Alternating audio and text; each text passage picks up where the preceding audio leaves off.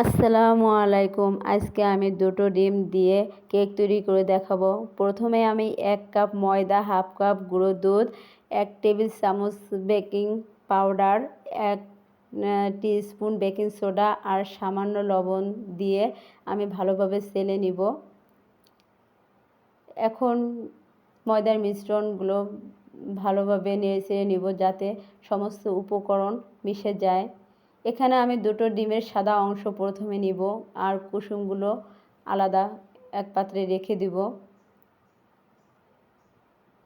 দিয়ে দিব আমি হাফ কাপ চিনি। এখন ভালোভাবে বিট করে নিতে হবে। এখানে আমি প্রায় 3 মিনিটের মতো বিট করে নিয়েছি। দিয়ে দিব এখন সয়াবিন তেল। হাফ কাপ সয়াবিন তেল দিয়ে দিলাম। সয়াবিন তেল দিয়ে এখন আমি আবারও 3 মিনিটের মতো বিট করে নিব। দিয়ে দিব কুসুম দিয়ে আমি এখানে প্রায় মিনিট খানিকের মতো বিট করে নিব। আমার প্রায় চিনি গলে গিয়েছে, একটু চিনি নাই। দিয়ে দিলাম ভ্যানিলা এসেন্স দেওয়ার পরে আমি আবারও প্রায় 2 মিনিটের মতো বিট করে নিয়েছি। হয়ে গিয়েছে আমার বিট করা। এখন ময়দার মিশ্রণটি আমি ঢেলে নেব ধীরে ধীরে। একবারে দিয়ে দিব না, আলতো হাতে এই মিশ্রণটি মিশিয়ে নিতে হবে যাতে ডিমের ফোম নষ্ট না হয়ে যায়। একদিকে ঘুরিয়ে ঘুরিয়ে মিশাতে হবে। আমি আবারও দিয়ে দিব ময়দার মিশ্রণ। দেখেন আমি কিভাবে ঘুরিয়ে ঘুরিয়ে করতেছি, ঠিক এভাবেই করতে হবে। যদি আপনারা এলোমেলোভাবে ব্যাটার করেন, নাড়াচাড়া করতে থাকেন, তাহলে ডিমের যে ফোম সেটি নষ্ট হয়ে যাবে, তাহলে কেক আর ফুলতে চাবে না। এই জন্য দেখা যাচ্ছে একইভাবে আপনার আলতো হাতে কেকের যে ব্যাটারটা আছে সেটি ঘুরিয়ে নিতে হবে। আমার মনে হচ্ছিল আমার ব্যাটারটি একটু বেশি ঘন হয়ে গিয়েছে, এর জন্য আমি প্রায় 3 টেবিল চামচের মতো পানি দিয়ে দিলাম।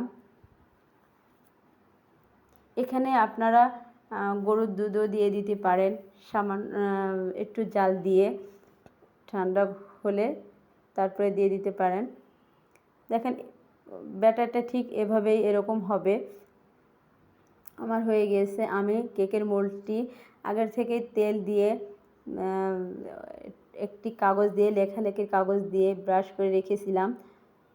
এখন সেই মোল্ডে আমি ব্যাটার ঢেলে নিয়েছি। আমার ঢালা হয়ে গিয়েছে।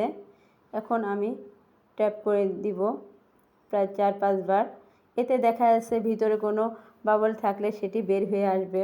এদিকে আমি কড়াই বসিয়ে দিয়েছিলাম প্রায় 10 মিনিট। চুলায় দিয়ে দিব কেকের ব্যাটার আর কিছু কিশমিশ উপর দিয়ে দেব যাতে দেখতে সুন্দর লাগে। ঢাকনা দিয়ে ঢেকে দিলাম যাতে বাতাস বের হয়ে না যায়। ফুটোটি বন্ধ করে দিতে হবে। আমি প্রায় 30 মিনিট পর ফিরে এসে দেখেন কত সুন্দর হয়েছে, একটুও কাঁচা নেই। এখন কেটে নিব, মোল্ড থেকে ছাড়িয়ে নিব। এমনিতেই দেখেন উঠে আসতেছে, ছুরি দিতে হচ্ছে না। কত সুন্দর হয়েছে সফট একটি কেক।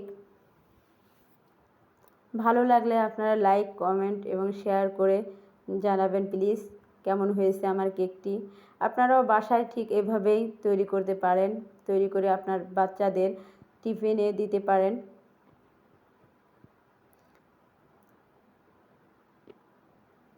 কত সুন্দর কালার হয়েছে, দেখেন কত সুন্দর সফট হয়েছে। মাত্র দুটো ডিম দিয়ে এত বড় একটি কেক তৈরি হবে আমি ভাবতেও পারিনি। এখন কেটে নিব।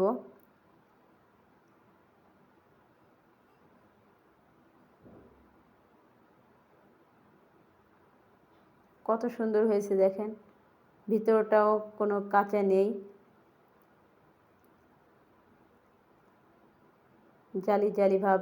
দোকানের চেয়েও ভালো হবে যদি আপনারা নিজেরাও তৈরি করে এভাবে বাচ্চাদের খাওয়াইতে পারেন।